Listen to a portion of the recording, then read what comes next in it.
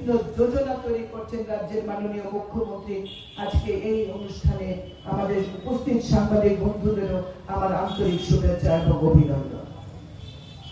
আপনারা জানেন একটা কঠিন সময়ের মধ্য দিয়ে আমি যাচ্ছি, তবু দায়িত্বকে এড়ানো সম্ভব নয়। আমার বিধায়ক হিসাবে দায়িত্ব আজকে আমাকে এই মঞ্চে টেনে এনেছে। বিক্ষোভ মিছিলেও চেষ্টা করেছি পায়ে পা মিলিয়ে সবার সঙ্গে চলার।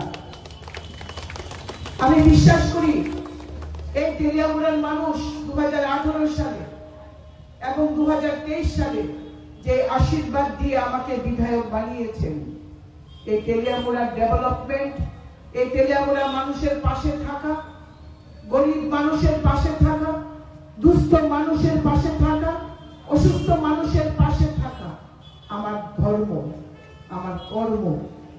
আমি সেটা করে যাব। যত আঘাত আসুক আমি আরো শক্ত হব। আমি তেলিয়ামুড়ার জন্য কাজ করব, এটা আমার অঙ্গীকার।